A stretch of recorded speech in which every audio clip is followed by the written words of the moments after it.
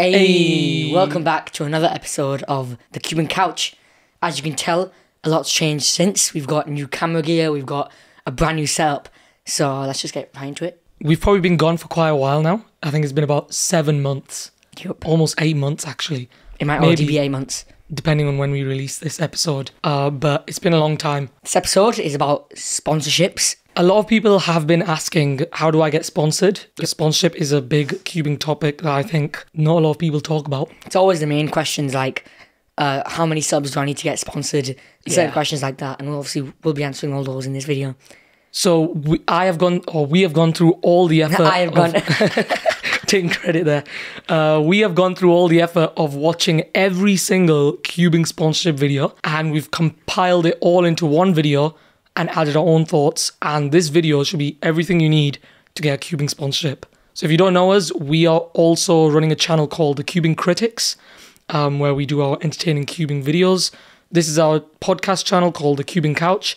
I'm Zen. I'm Mo, and we have different roles in the channel as well. Yeah. So Zen's probably more the business person, so I think he'll likely be leading this podcast. But I'll have my own podcasts, I guess, with thumbnails, how to build a brand. Yeah. Sneak peek into the future podcasts. If any of you watching don't know what a sponsorship is, so it's basically a relationship between a Cube company and a brand, and I'll explain why I refer to you guys as the brand in a bit. But it's a relationship between a company and a brand who then exchange goods in return for things like promotion and to help grow each other. Yeah. There are different types of sponsorships. Yeah, we'll talk in depth about those. It's not just like free coops. So here are the main types of sponsorships. You're either sponsored if you're really fast and they pay you to go to comps. Yep. Or you have a large influence. Yeah. You have access to a large audience online. The third one's probably testing. That's a very niche type of sponsorship. That's probably in the middle of speed and influence. Yeah. But it still is like you could be sponsored for testing purposes. Yeah. Like if you have close relationships to the company already. Yeah, that makes sense. What I mean by an audience is that there's a lot of different platforms you can get sponsored from. So we actually got sponsored from the speed solving forums. Oh, That brings back the some vibes, memories. the vibes. So we got into cubing around 2 years ago now. I think it's 2 years, maybe 3. It's almost 2 years. Almost 3. Almost 3, actually. I think Yeah, it's almost 2019. To 2019 August, we got into cubing. And our first cubes were the MF3RS2 and the Little Magic 2x2. Both of them were non-magnetic. Zen actually magnetized our cubes further on down the road. But the first thing he did was he put a review, which I didn't actually know about this at the time. And he put a review on the speed solving forums. I did, Was yeah. it? I think so, yeah. We then had some talks with CubeZZ, CubeZZ, depends on where you're CubeZZ. from. We'll call it CubeZZ, with regards to a sponsorship proposal, which we did. So we then had a relationship with CubeZZ. They were like, do you want to try reviewing this? At the time, it was only $6, the Mailong 4M. Oh no, it wasn't even magnetic. It wasn't magnetic. It was just the Mailong 4. But you magnetized mine. Yeah, I Future. magnetized it, yeah. So I made like probably a 2,000 word review on the Mailong 4M. I magnetized it, shared my thoughts, and they liked it. So that was our sponsorship story, our first sponsorship. And then we just continued that, and then we ended up talking to reaching out to certain companies. Yeah, And some companies actually reached out to us. yeah. So the majority of times you'll probably get sponsored by reaching out to people, but there might be the occasion where a company reaches out to you. Yep. So it entirely depends. So that's what I meant by audience. So it could be YouTube, Instagram, TikTok. There's Cubas everywhere nowadays online. So there's a good chance you could get sponsored from any social media platform. Although it's probably better to have all of them. Yeah, the more rounded you are, the better. Yeah. If we had to play a quick game of Family Fortunes, and the question is, what are Cuba's main motivations to get sponsored? That's our question of the day. Okay. What Do you have a list on the I top 5? have a top 3. You can't look at it. Don't cheat. Okay, so welcome back to Family Fortunes. Before the break, I asked the question, what are Cuba's main motivations to get sponsored? What do you think our top answer is? Free cubes. Really? Yeah. Is that your top I answer? think- Okay. Yeah. Our survey says, ding, that is the number 1 answer. So everyone wants to get sponsored for free cubes. Almost everyone. Yeah, like But the misconception is it's not just free cubes that they can provide. Yep. And we'll talk into detail what kinds of stuff you can probably get from a sponsorship. my next thing would probably be exposure. Yeah. like trying to get views. So number 3 was credibility/prestige. Prestige, yeah, I'd say prestige. So basically, people look at Like flex. sponsorships as a way of flexing on non-sponsored people and a way of like almost making themselves verified. As a YouTuber, yeah. Yeah. So you know how Like, people look at me, I'm sponsored by The Cubicle. Yeah. So it's how people like want to get that tick mark next to their name on YouTube or like Twitter or whatever as a sign of authority. Yep. People tend to use sponsorships as that authority. What was number 2? Number 2 is actually to make content. So people say that is. Nah. So a lot of people I know say that they need cubes to make videos and that they can't make videos without cubes. Maybe. And so they need that sponsorship. You don't need expensive cubes or like the latest GAN cubes to make content. Yeah. We'll talk about that in a bit. A lot of cubers are quite young. Yep. Probably the average age of cubers now are probably like somewhere between 10 and 13. Nah, probably like, I'd say teens, just teens. Teens, yeah. And a lot Although of a lot of those, cubers are kids, like Yeah. Felix. He was a like kid. a lot of cubers aren't earning their own incomes because they're quite young. Yeah. And so they often have to like ask their parents. That is or- cash. Yeah, so that's often the case.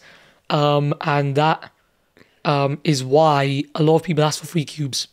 It's it's shocking how many YouTubers are watching this video that are probably getting people asking them for free cubes. And on average, well, I don't know the exact figure, but companies get multiple requests For free free cubes. I haven't told you this, but I did chat with Billy from Daily Puzzles about his sponsorship requirements. But So we'll go into that. it's okay.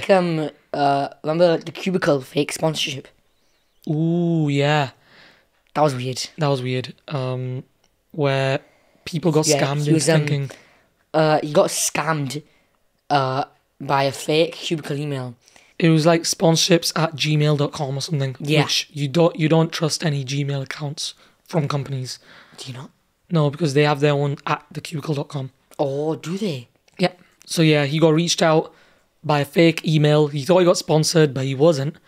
And he went to the news outlet, and now there's it's on the news in Canada or wherever he was.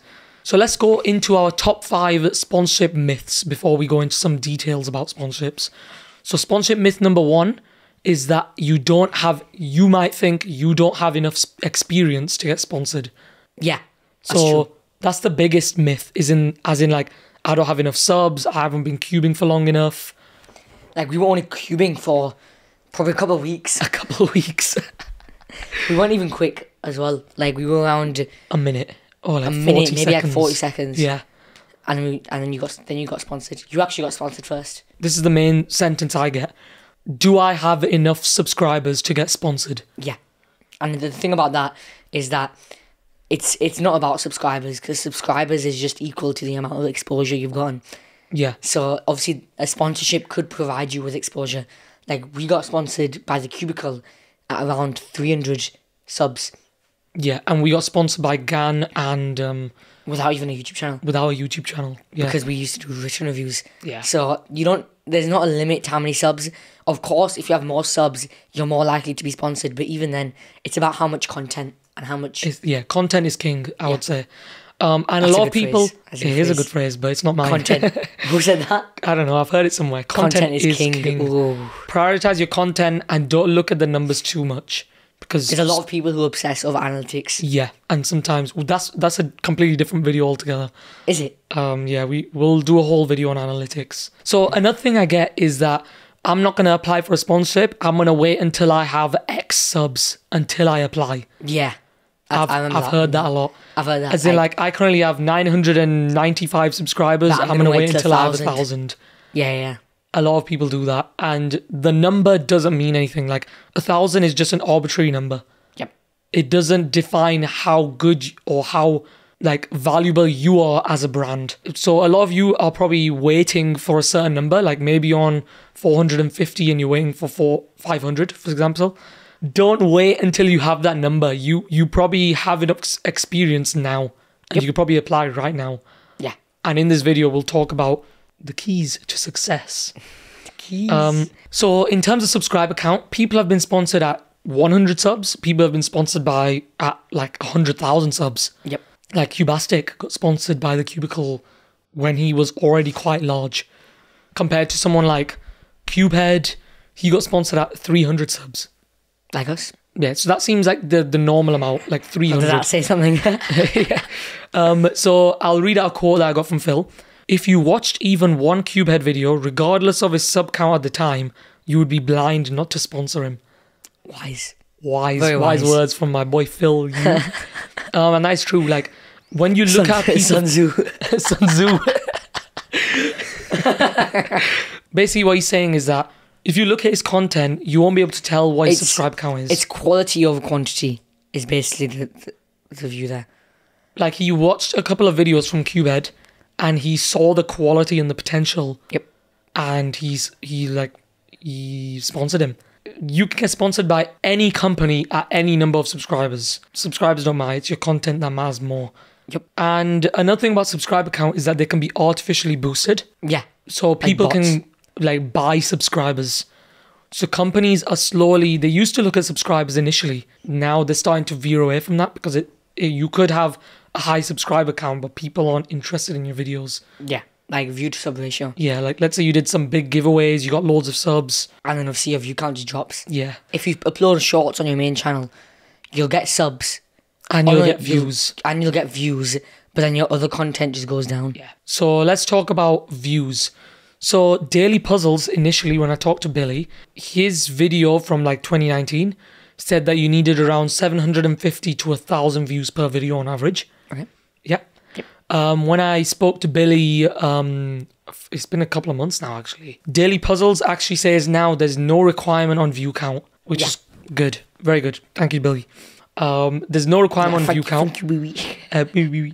But seriously, there's no requirement on view count now. So you can get 0 views and probably get sponsored, but they won't be very wise to sponsor you at 0 views. Yeah. But view counts aren't the bread and butter. I don't see why that was a thing in the first place. Yeah, I know. It gives sponsors a clear idea of how many people saw your video. Yeah. Another baseline. Yeah. Instead of looking at quality, because that's quite a varied judgment. Yeah. You can just look at subs and immediately know that they would have decent quality. There are still companies nowadays, particularly the smaller companies, that are still looking at these metrics and relying on people who have these requirements. Yep. We'll talk about all the requirements for most of the big companies as well as some of the small companies. Yep. But yeah, so the thing you mentioned about shorts is that when I spoke to Jules, who's in charge of sponsorships at the Cubicle, he mentioned how it's really difficult to sponsor someone based on shorts alone. Yeah. So that's why they're kind of hesitant on TikToks and shorts, because whilst they do bring a lot of views, because it's a lot of trend hopping. Yeah. Like you could do a big video on when the cubes are sus or something. And calling out YouTubers there. Nah, like at the time, obviously that would have been popular, and obviously you would have got a lot of views. Yeah. But then obviously TikTok is a lot of it's a trend based app. Yeah. It's a very little likelihood that you would get the same amount of views for a different video. TikToks and cubing shorts are platforms which rely on like following the meta, basically copying other people and what they're doing. Yeah. In order to get exposure and views. So that's known as trend hopping, in case you didn't already know. Yeah. It's very hard to plug in a brand into a short video. Eventually, there will be a few YouTubers. I don't think there has been a YouTuber yet that has successfully plugged a brand into a shorts video yet. I assume there's an idea like that. Like someone's probably done a shorts completely based on a sponsorship item. Yeah. The best way to do shorts is probably what I spoke to Jules about, is that he thought the best way to optimize shorts nowadays is to have a shorts channel and a main channel and drive the traffic from your shorts views to your main channel so then they can sponsor your main channel. That makes sense. So if you're getting a lot of views from a shorts channel, chances are you could probably make a main channel, do longer form content like unboxings, reviews, that kind of stuff, and then get sponsored from that. That's the main thing about views. It's very hard to look at views and say, this guy's going to give me a lot of promotion. Yeah. And companies know that now. So that was the second thing about experience. Third thing is you need a certain number of years cubing. Cubing, yeah. So I'm not going to point out which company said this. So some sponsorship videos or a sponsorship video on YouTube claim that they look at their WCA IDs. And if they're older, it provides them with more credibility. Yeah. So like, let's say they saw someone who has a 2012 WCA ID. They'll think that you're more credible because you've been in the cubing world for a lot longer. That makes no sense. That makes zero sense because you might have quit 10 years ago. You might have only been cubing for like a year. You might have not improved yourself during that time. You might not have been focused on cubing. Yeah, it might have just been one competition you attended for fun in 2012 and then given up. Yep. So it's very difficult to judge based on WCID. And obviously, a lot of good YouTubers and good influencers are fairly new. Like, there's a lot of new YouTubers coming out, and there's a lot of fast cubers who have been practicing at home. A lot of people don't even have a WCID. I don't actually have a WCID. Yeah. So you need to attend at least one competition to get a WCID official on the website. So imagine the people who are like sub 10, sub 7, sub 5, who are... I don't think you do. What do you mean you do? You don't need to attend the competition. You can get a WCA profile, but you won't get an ID until you compete. Oh, yeah. That's what it is. You can't use WCID as a requirement because there's, like, even Felix, for example, like, if people were looking at his unofficial solves, like 10, 12 years ago, if they knew they were real, they could have sponsored him before he even got to his first comp. Yep. And paid to get him to his first comp. Yep. I don't think that was the case, but he was obviously showing a lot of potential before he even went to his comp. Yep. So WCID is just nonsense. You don't need that. But there are companies out there that look at it, which is odd. That links very closely to having a specific time for your solves. Yeah, that people so look at. Sayo the King made a joke a few years ago saying that you need sub 7s to get a white jacket from the cubicle. Yeah. And people kind of took it seriously, and now everyone thinks that you need sub 7 to get a white jacket. But you don't. You don't. If you have good content and you're fairly quick in all events, Yeah. I'd say, like, and if you have a purpose to go to a competition, Yeah. I'd say you could get sponsored. Yeah. So this is my thoughts. Obviously, we're not very fast, so we're not going to have the best experience talking about speed sponsorships. Although I am faster. But let's have a quick talk by now. So if you are watching this and you're really fast, maybe you're wanting to attend competitions and travel and compete, and hopefully win competitions as well if you're really quick. Yep. So let's talk about that. So typically companies like the Cubicle, Speedcube Shop, any big company, Daily Puzzles have started doing it recently. Doing what? Sponsoring fast cubers. Yeah. They didn't used to do that before. So basically, I if didn't you're used to see really... any fast daily puzzles cubers. I think there's a couple that have been sponsored recently. But if you're really fast, or like you think you're faster than most people, then you can probably consider applying for a sponsorship. And what you would do is you'd obviously add in all your information. They'll then respond maybe with a contract, maybe without, depending on the company. And they'll offer you funds to help you like get accommodation and that kind of stuff in return for wearing their merch, promoting their products at a competition. Yeah. So if you're sponsored by GAN, for example, GAN would want you to use their 3x3s. I think that's a requirement for GAN. You need to use their 3x3. They don't have a requirement What on... was it? I can't remember what it was now. With Rubik's. Yeah.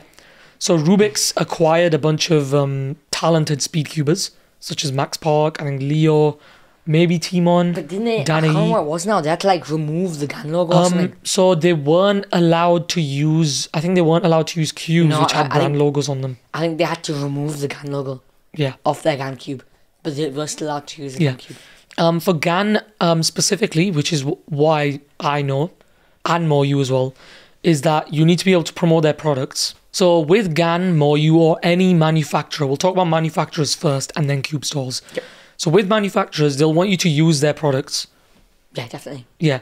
So like let's say Timon got a really fast solve on the GAN in a competition. But was sponsored by Moyu.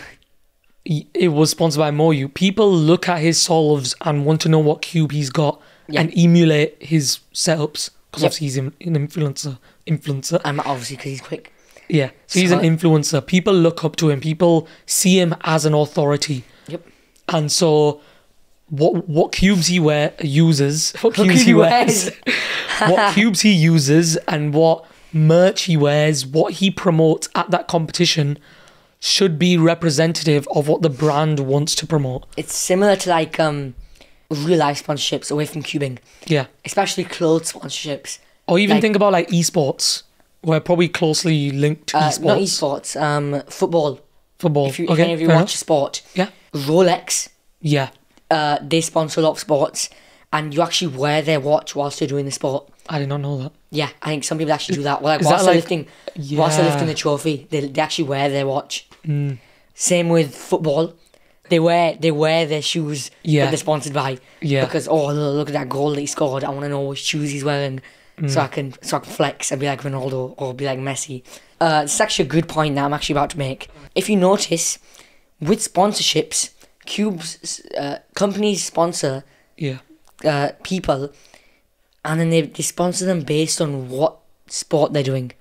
So like, say they're a footballer, they'd sponsor them and make them wear their shoes Yeah. because you're looking at their feet. Yeah. So what I don't get specifically about the sponsorship in cubing Okay. is why people don't sponsor them and make them wear something on their arms or their hands. That's what I thought about actually. I definitely thought about it, like wristbands or that kind of thing. Yeah. Because obviously with football, people will be looking at your shoes, they'll be looking at the ball, they'll be looking at your feet. But with cubing, all they've got as information is the cube. For example, a cube company like Daily Puzzles or the Cubicle, and it's the same for cube stores as well. So myth number 3 3. is that you're not a regular customer at the cube store. Yeah, so Either that or you don't use the manufacturer's cubes. or you haven't shopped at the shop before. Yeah. So when we got sponsored by the Cubicle, we never shopped at the Cubicle before that. We were extremely cheap. Yep. With GAN cubes, we only had one GAN cube before that, or two GAN cubes before we got sponsored by GAN. We didn't have a Diancheng cube when we worked we? with Diancheng. So you don't need to have shopped at that place before to have a sponsorship there. I've heard a lot of people say, Yeah, as long as you're passionate about their store, once you're willing to get sponsored by them, yeah. I So- think that's enough. So the company needs to know that you're aware of A, what they sell, and B, what their values are. Yep. Like, for example, the Cubicle, they have their own unique set of lubricants, and that's their unique value proposition, is that they are very tailored towards speed cubers and like casual cubers as well. Yep. So, for example, if you sent a message saying that I really like what you're doing with your premium cubes, I want to be able to try them out and promote them, etc. That shows that you are passionate about them Yep. and their unique products. Yeah. Or like, let's say you want to go to Speedcube shop and talk about like Cosmic Lubes or whatever. But you need to know the company basically. With the Cubicle, we knew what they stood for because we knew a lot about the Cubicle beforehand. Because we watched their videos, we looked at the website, you can research a lot of things, to be honest. So a lot of people are saying like, I'm in X country, shipping's too high, so I can't buy from your store. Like, that's not the right way around it. It should be, I want to buy from your store because X, Y, and Z. Yeah. Rather than I can't buy from your store because of X, Y, and Z. So a lot of people, I'll point it out. So I'd say particularly in India and certain Asian countries, Because everyone goes towards Cubello. Cubello. Is it? Yeah, People go towards Cubello yeah, because obviously they're in India, they're based in India. yeah, And they don't want to get sponsored by Daily Puzzles, SCS, or the Cubicle because they're too far from India. And obviously, shipping costs is high. So Yeah. they don't, like, it's weird because they don't, it should be that you want to buy from them because of the unique proposition that they bring, rather than you don't buy from a store because it's local. You don't get sponsored because it's local. Yeah. You get sponsored because the Cubicle or any other shop has a unique proposition. So they Yeah. have premium cubes, or they have a better variety of lubes, that's correct. like that kind of thing, rather than they're closer to me, so I might as well just get sponsored by them. But from a sponsorship perspective, the person who's at that country saying that the shipping costs are too high from that other store, Yeah.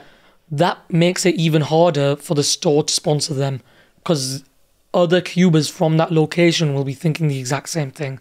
Yeah. So it's much harder for that YouTuber to promote to their audience. Yep. So sponsorship, Myth myth number number 4. 4. People think that sponsorship contracts lock you in? So first of all, different companies have different rules. Yep. Certain companies say that we're going to give out sponsorship contracts Yep.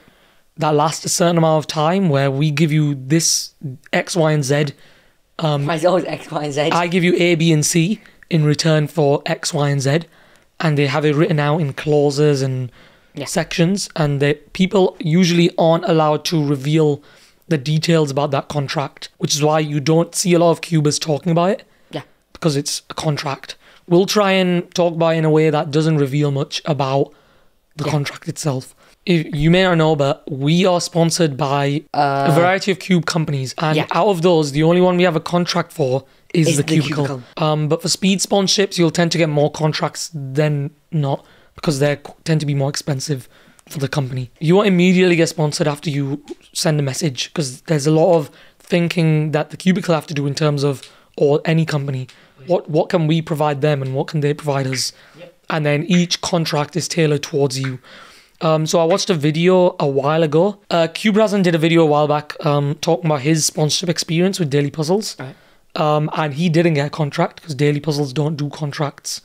Do they know? No, Speedcube Shop, I don't think most of the time they do contracts either. Sometimes they do, sometimes they don't.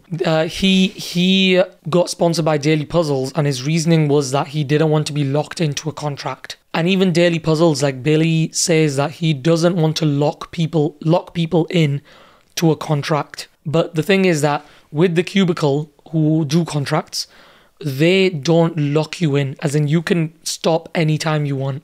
Yeah. It's not like a year basis. It's- Like you have to do this Yeah. for a certain period of time. Like you have to get this many views, you have to make this many videos. That's not what they say Yeah. in their contracts. So they're not locking you in. You can. The only main rule would be to not really actively promote a competing brand. That's the only real rule that you're not allowed to do, really. But that's common sense. Moving away from the S myths, we've covered all the myths. Yep. Now we're going to give you some tips to get sponsored. Buckle up. First tip is that people ask how you should apply and what you should do to apply. The tip is to do research. The Cubicle, they have a page on how to contact the Cubicle. Most companies have pages on their website for contact us. All Cubicle Every business, if they don't have it, then they're pretty bad business. If they don't have their contact details on their website, then that's a bad sign, to be honest. I think for certain stores, there is a certain sponsorship email that they'll also put on their website, Yeah, not so just like- the contact email. Yeah. You need to contact the sponsorship email. The not best thing to do, so this is my process if I'm to get sponsored all over again, is to go on their website, see if they have contact information. So click on the contact us or the about us section. They'll often have an email, maybe even a phone number. They might accept phone calls, although that's very unlikely. Typically, email's more professional. Email's more professional. So they'll have their general emails for like if you bought a product and like you need to inquire about it, maybe like you're waiting for the product like a or whatever. help email. They'll have a help email, and then they'll probably have a marketing email as well. Yep. Most non-Cuban companies have marketing@company.com where you can contact them about sponsorships. The best thing to do is look for that. If you can't find that, for example, certain Chinese companies don't have websites, Yeah. or like their websites are hard to access or find, then the best thing to do is to find a social media platform that they are active on, or that you know they probably respond on. Yeah. So our GAN sponsorship actually came through Facebook Messenger. I didn't know that. Yeah, and Cubes UK actually responded to us through Messenger, through my personal account. Facebook Messenger, sometimes companies look at that. So GanCube do look at that. If not, then Instagram is also an option. GAN actually looking to make a Discord server. That'll be cool. That'll be cool. I don't think they've done it yet, but Discord might be a good way. But the best way is emails, because emails are guaranteed to be checked. Jules from the Cubicle, he looks at every single email, even if it's just free cubes. So next tip is you need to have a good brand image, especially if you're an influencer. So an example is if I say yo, Yes, you'd automatically think of Cubed because that's his brand image. it is. If I said Pablo, you'd think of Cubed because that was his developed brand image. I think he's moving more away from that And brand, he's going towards the more his like cat, cat Jeff. mature brand rather than just his plushie. Yeah. But that's his brand image. And the reason his brand image is so good is because it's easily recognizable. It's not too complex. His even his logo, like his logo is just a cube with a hat, and it's supposed to resemble his face. Yeah. Like, that's a good brand image. So the main tip for me, this is a big tip actually, is that if people can remember you after they've clicked off your video, you've got a good brand image. Nah, that's not. Is That's not brand. if, That's not brand. if they're able to No, you don't know what you're talking about, boy. no, all right, You don't know what listen. you're talking about. If they're able to remember something about you, like, oh, you're that kid who maybe is really fast as Cube, for example. If they've watched all of the videos on your channel, Yeah. and then they go off and they never see you again, and then they remember for a certain quality that you have within your videos, then Okay. yes. But you're saying, why is Norton's security camera open? Why have you got Norton? What you're saying is, if they go to your channel Yeah. and they recognize you because of a certain quality in that video, that's a good brand image. That's like me saying, this guy, I like that guy because of that video. You know that video where he blew up this Minecraft SMP. That's the content and not the person. Yeah, that's what you were saying. No, I'm saying the person. No, you're not. I'm saying If you remember basically. something about the person, then sure. Yes, that's what I meant. But even then, like, So what you're trying to, so this is what I was trying to say, is that if they can watch like a few minutes of you and your content and get a good idea of your character and your personal brand, that's a good brand image. For example, with Cubehead, you're initially greeted with a yo in every video, pretty much. That's something you can like relate to him, and so. Like, if brand image that's is- something you'll remember when you click off the video, that's the yo guy. If you forget his name, you'll know it's the yo guy. Brand images are supposed to be recognizable. Yeah. You can't just say this person has a good brand image because of their personality. That's what you're saying. If they have something unique about them, if they have their own yo, not like literally, but like Yeah, their own thing about them. That not no one own else has. personality. Yeah. But own actual unique selling point that you can't get from anyone else. Yeah. And it's a good brand image. the term brand initially came from when people used to mark cattle, like cows, Yeah. with those, those hot irons, and they used to press Or cows. branded. Branded, yeah. So that's where the word brand came from. They were leaving their mark so that they know what their cows were, like who the cows belong to. This cow has a stamp on his rear end. That's my cow. Yeah, that's how it worked. It's like they'll mark the cows so they know whose they are. So what I'm trying to say is that the word brand is basically you need to be able to create a lasting impression on your viewer. So like if you can create a lasting impression on your sponsorship, head of sponsorships, then they'll probably remember you, and that's a good sign, and they look for that. That's one of the boxes. So summarize, find your yo, basically. Find something that you can do that no one else can, or that you have that no one else has. Tip number 3, this is also a big tip, and that is self-awareness. Meaning? So you need to be aware of what you're good at and what you're not so good at and that you're working on. So a lot of people, I've seen like tons of people saying, I only have 200 subs, I don't have a big audience. That's a lack of self-awareness. That's people looking at themselves in a negative way. Yep. And they're talking themselves down to the sponsorship company. You want to tell them what you're good at and what you're working on. So instead of saying, I've only got a small audience, I've only got 200 subs, that's not a lot of people. Instead of saying that, you should say, I have a growing audience. I've got a small and loyal community. So it's about being aware of yourself. My editing in my last 2 videos weren't as good. Big yourself up. But what I'm working on now is I've got a new editing software, and I'm now working on learning the details about video editing. Yep. Or like I've bought a new camera and now I'm working on getting good at taking shots or whatever. Phil Yu refers to this as your sense of self. Okay. You need to be aware of yourself and be able to communicate that. So let's say you're pretty shy, but you're able to like see that in a light-hearted way, then that's good. That's a good sense of self-awareness. And also be realistic with your goals. Okay. Let's say your goal is to hit 100k subscribers within the next week or something, Okay. and you're only on like 1,000. That's a bad goal. Okay. Because that's not realistic, and the Cubicle or any other company will be able to notice that and see your current state and what you're aiming for and think that's pretty quick. Unless you're able to justify I can hit 100k subscribers by doing X, Y, and Z. Sure. Then they might listen to that and be like, yeah, that's not a bad plan. Fifth thing, you need to have knowledge of business terms. So a big business term that I really want to talk about is conflict of interest. Okay. Which Phil, quote unquote, says it's like playing for two teams. So to put that into context, for any of you football fans out there, Ronaldo was playing for two teams at once. He was playing for Juventus and he was playing for Real Madrid at the same time. Like, that's conflict of interest because he's showing support for Juventus and he's showing support for Real Madrid. So there's no point. In a cubing term, if you don't watch football, is that if someone was sponsored by the Cubicle and I know was sponsored by Speedcube Shop as well, and they're showing support for both, Yeah. or showing support for both Gan and Moyu, it's conflict of interest. You don't want to have multiple interests that are both competing with each other, basically. Yep. So the Cubicle and Speedcube Shop are considered rivals. So if you're considering getting sponsored, you'd probably have to pick one or the other. You can't get sponsored by both.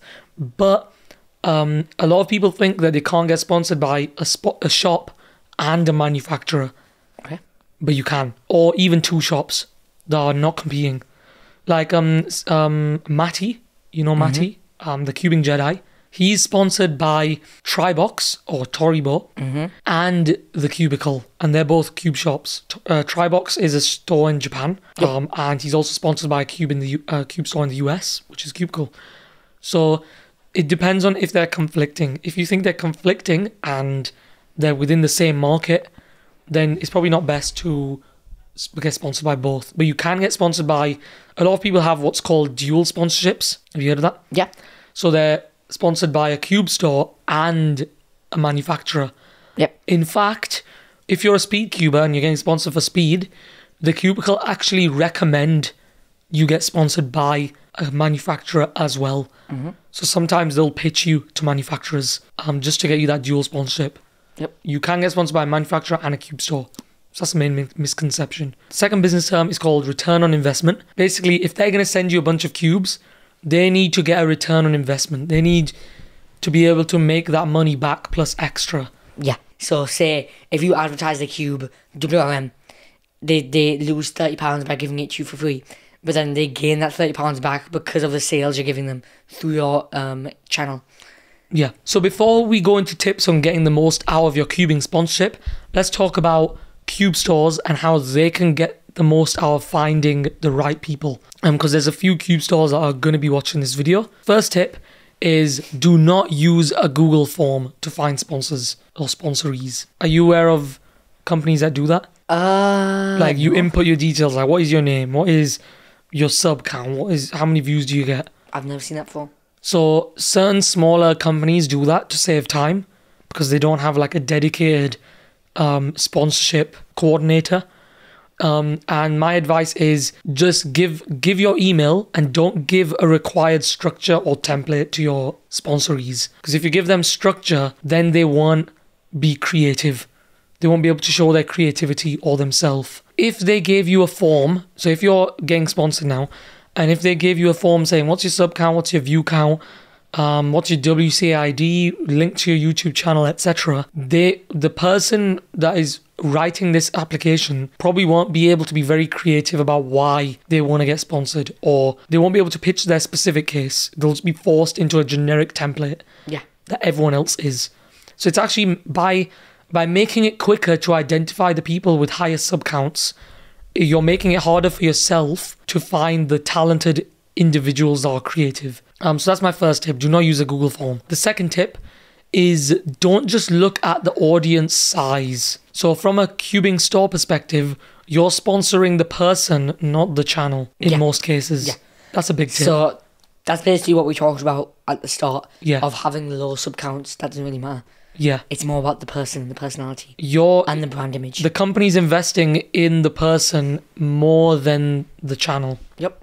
And then third tip is making communication as convenient as possible. Yep. So that's what we mentioned with like having a contact us page. Make your sponsorship email as clear as possible for people, and make it as clear as possible that you are looking for speedcubers or you're looking for YouTubers. A lot of companies don't do that, and that creates this sense of lack of awareness within the community and misconceptions like our myths that we talked about. The company needs to be able to communicate. We are now open for sponsorships. All you have to do is email this email and make sure to link your important information. That's the best way to do it. So to round this up, my final tip is do not rely on products to get content. There's a lot of YouTubers watching this that want free cubes, and you don't need free cubes to make good videos. Yep. And a lot of people who apply to the Cubicle, for example, that's the one we know best, say that I need your cubes because I need to be able to make content. Without your cubes, I won't be able. My channel's gonna die, etc. My channel's gonna die. My channel's gonna die. I need your cubes. So find creative ways of not relying on cubes to make videos. Yep. And if the Cubicle or any other company should be able to see they can't make content if we don't supply them with products. What coincidence there, and that actually links right to our next episode. So be sure to stick around. That episode will be coming soon. And the episode will be on how to think of new ideas for your channel. So it's gonna be called 100 cubing video ideas. So if you're stuck for ideas and you think that all you need are cubes or new products, we're gonna have 100 cubing video ideas, which you can do right now with the stuff you have. Yeah. And that's all for this podcast. Yeah, that was a long one.